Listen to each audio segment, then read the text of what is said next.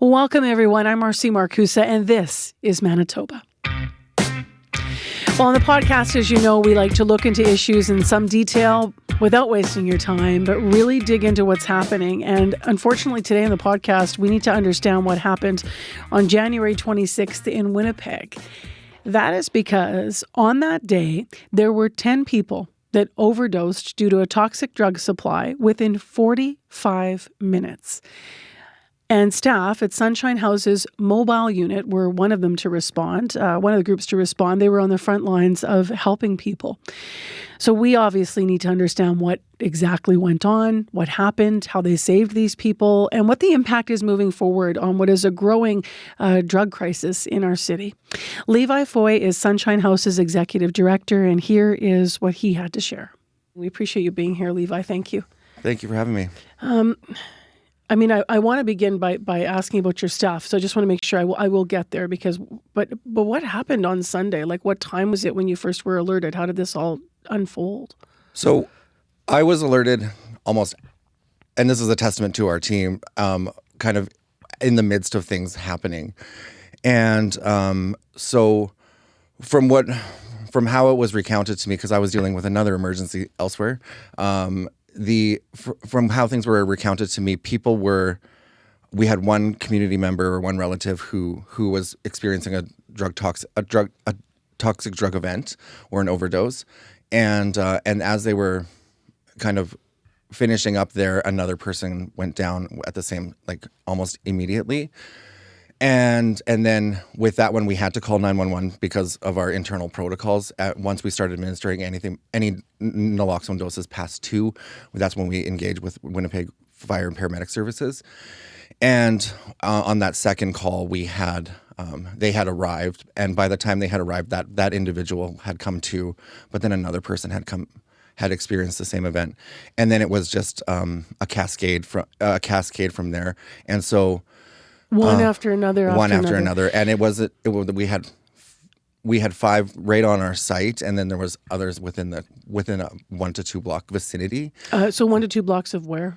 At that time we were located at the corner of Main and Logan. Main and Logan. Yeah. So these are people within the 1 to 2 block vicinity that are literally on the street. That are on right? the street, or and at the site, you said the 5 people that you guys were tending to that were sort of like, you helped one, and then they revived another person, 2 doses. You're calling 911. I mean, you can't imagine how frantic this is.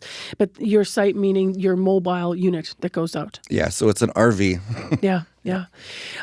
So how did you manage to help everyone? Like, how many staff did you have there, and who was then supporting? There were, I understand, paramedics too, right? So out of our team, we had at that time we had five staff, and we had 3 peers. And so the peers were the folks that community members typically come to when there's an event kind of outside of the area because they're familiar with the neighborhood, and then we were kind of the first responders, and then for most of them, and then the paramedics would be able to jump in after we were able to kind of, get people into recovery position, or what it looked like. So, what time of day was this? This was in the middle of the afternoon. Middle of the afternoon, like before noon, afternoon. It was between 2 and around 3 o'clock. Okay, was when things wrapped up. What would have happened had you not had the paramedics able to show up as they did? So if our team wasn't there, and if the paramedics weren't able to show up in a timely fashion, we would be looking at a lot worse outcomes. We'd be looking at outcomes probably never before seen in an overdose prevention site or a supervised consumption site in Canada, and that would be potentially death or people being transported to hospital. And from what I understand, nobody was transferred to an emergency room that day, so everyone did their best to kind of contain the disaster that was unfolding, and community really came together, and WFPS came together to ensure that it wasn't causing any additional stresses on systems. And so it's really important to think of it kind of as an incident, and then how our teams were able to kind of and how these support services can really have a broader impact, even if you're not being impacted in that moment, it can still have a broader impact if we didn't exist, and if other services can't be built. Then, so, yeah. 10 people within 45 minutes. How is your staff doing? So they had a training the next day, and everyone showed up. And when we had a couple of staff who kind of joined in. They saw things unfolding in the group chat, and they just went down to the site immediately on their day off. And everybody, they have a tremendous ability to support one another. And so they all came to the training the next day, and I'll see who shows up today, but you mentioned that that the people all survived. The 10 people who were in overdose situations survived. Can you share anything about the men, women, their ages? Can you share anything about that? Or we prefer not to share any of that type of information. Just yeah, fair enough. I'm wondering if you can put this in context for us in terms of, obviously you've said you haven't responded to a mass overdose event like this before. What would be the next comparable? Like, how does this compare to what you would respond to?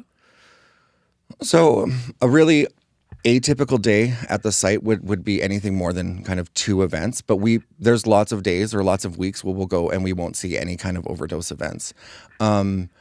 So there's no real regularity to it because we don't have a regulated supply in Manitoba. So we're working with a lot of different challenges. I think other comparables, we know that some of our partners in the neighborhood will see multiple types of these events, maybe each shift. And so this 10 people in 45 minutes? Not in 45 minutes, but multiple events over a day or over a specific shift time. So, what do you understand about the drug behind the overdoses? There's not much that we know that some of we were able to test a few of the samples on the site there through the drug checking machine. The substance that's commonly labeled as down is a very difficult substance to work with because it's often just a concoction of different downer type substances. And so when we're working with down, it can be a little bit, it's always a little bit tricky. So that's why we always encourage folks to go slow.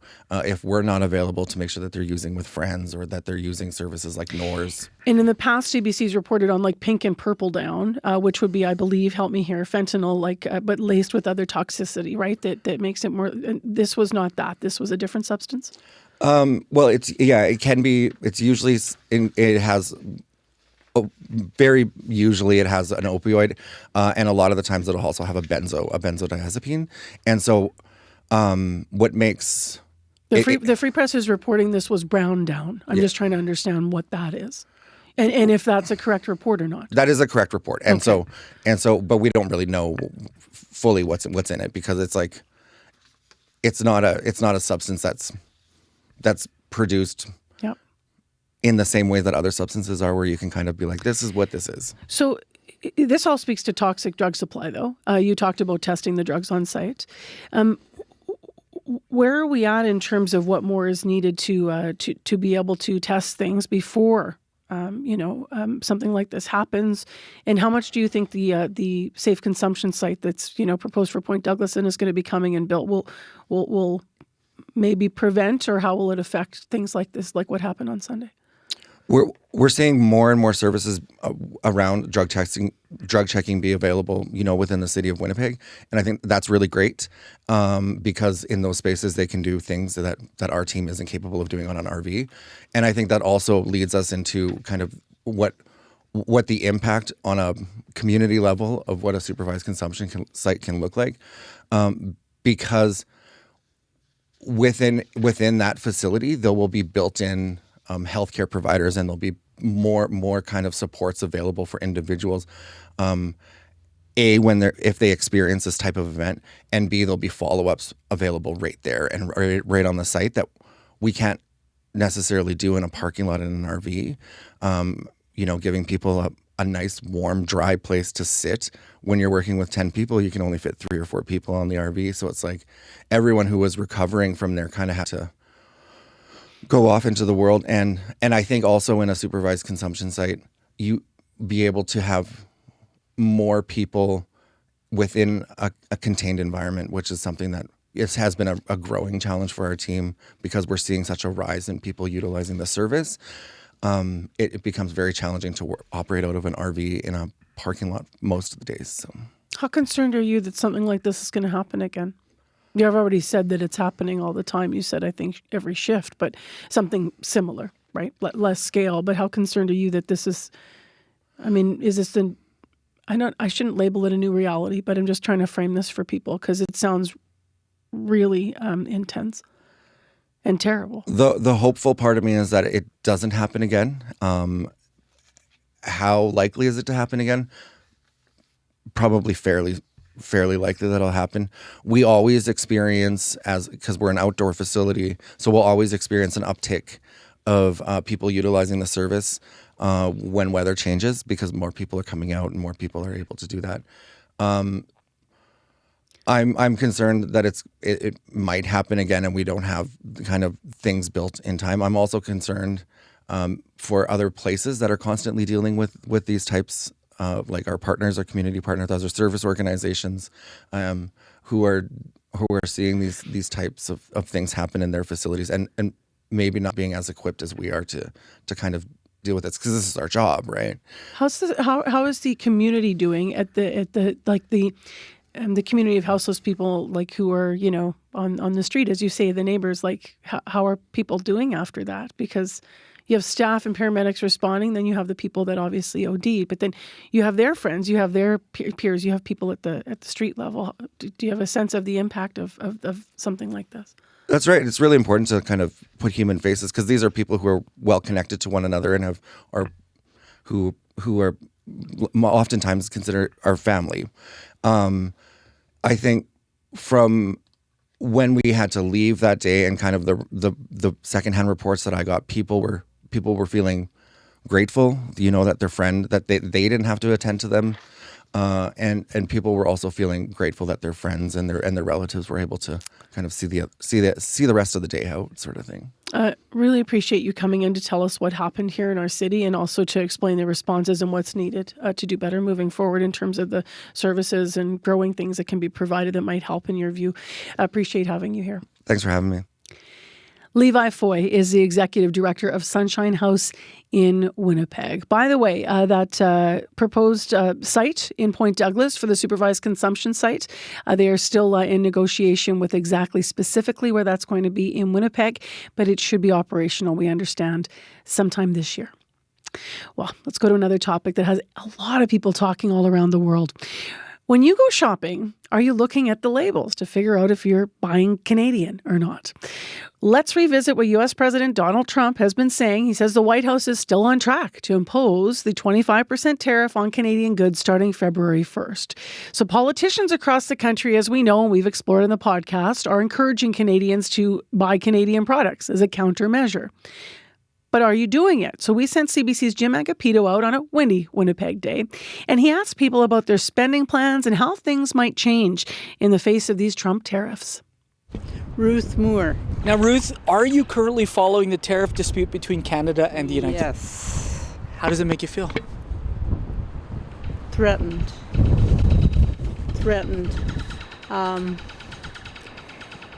As long as the premiers are not 100%, and Alberta isn't, I'm not sure what the alternative is going to be to tariffs on both sides. And it doesn't matter which way you look at it, it's not going to be good for them. It's not going to be good for us.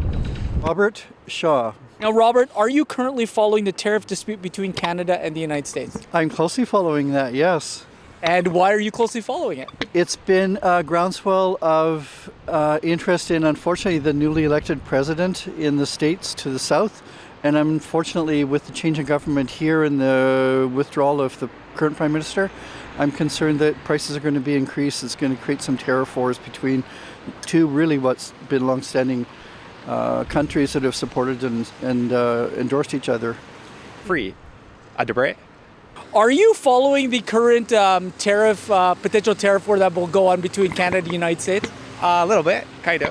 And how does that make you feel? I don't really care. I think we'll be okay. The tariffs are probably a negotiation strategy from Trump. So, I don't know. I think that's just his strategy. I don't think it's I mean, maybe they will put the tariffs on, but the tariffs aren't really the point. It's more just a negotiation strategy, I think. Joan Green. I'm not impressed. I mean, it's ridiculous. They have all kinds of opinions about Trump, but none of them will be airable. Has that made you alter the way that you buy products? Oh, yes.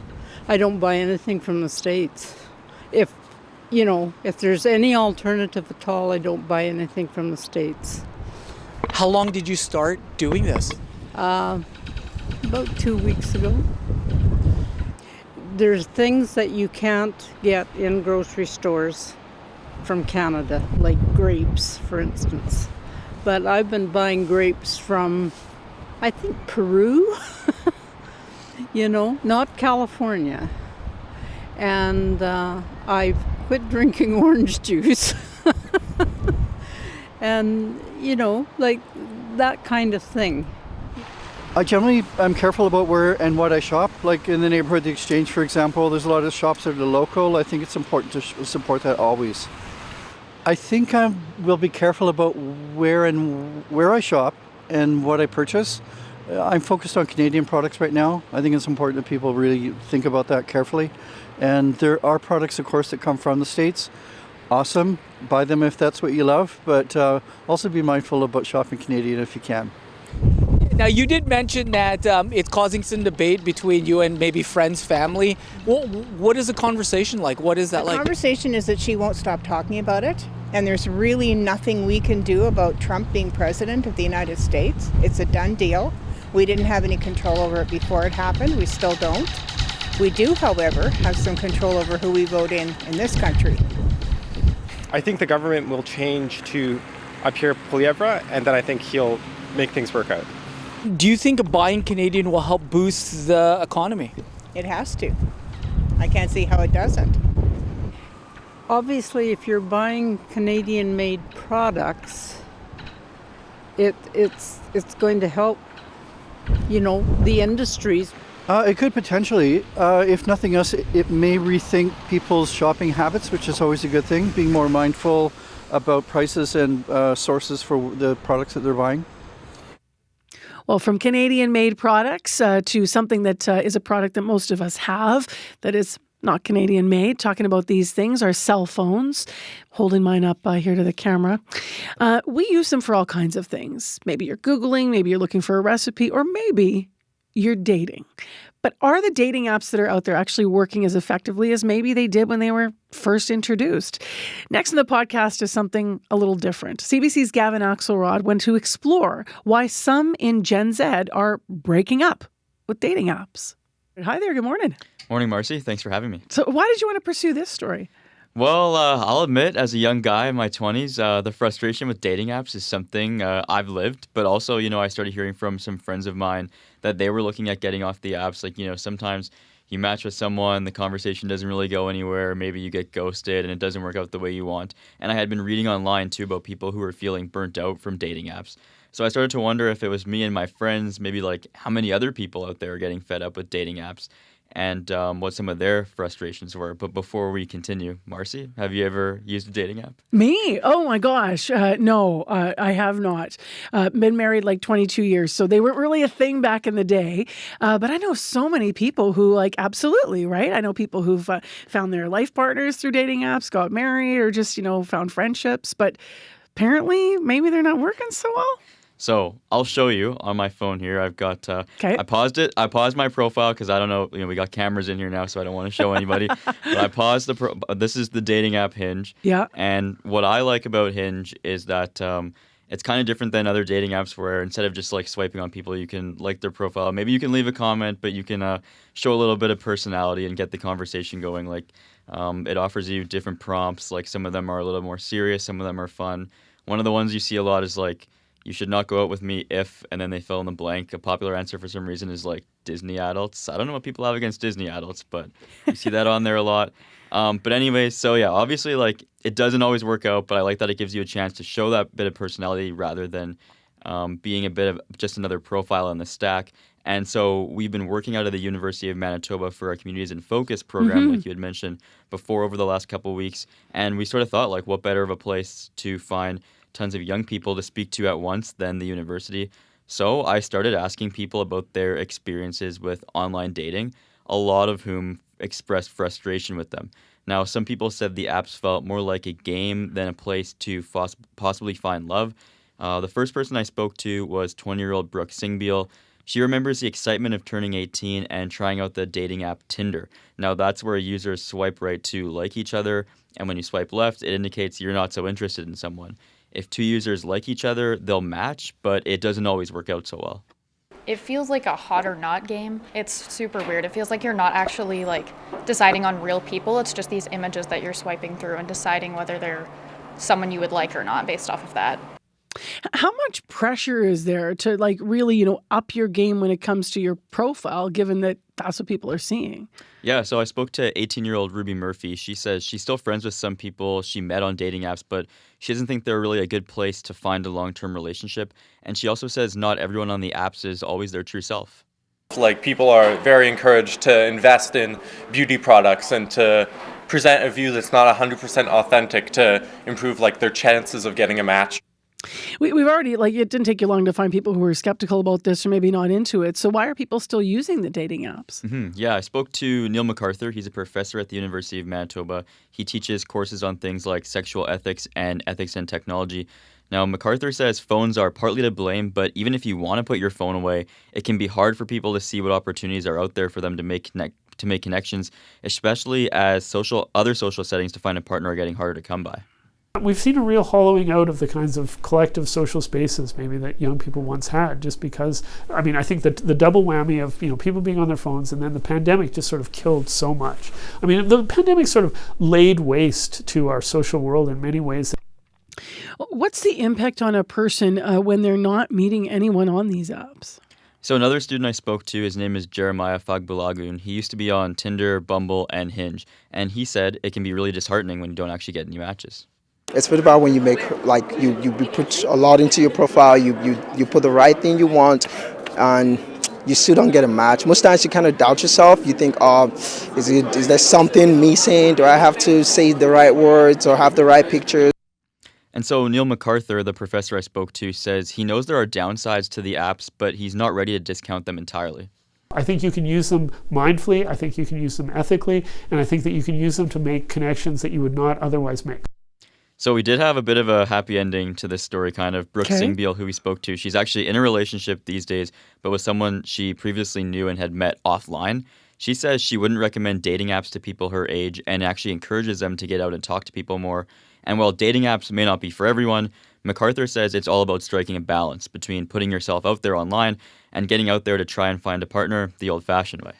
Well, you are at U of M still today, so maybe if people are listening and you're a student, that you can come by and maybe chat with Gavin about the story. Thanks for bringing it to us this morning. Of course, thanks for having me. Gavin Axelrod is a reporter with CBC Manitoba. Well, I'm Marcy Markusa. That does it for this episode of This is Manitoba. Don't forget to like and share.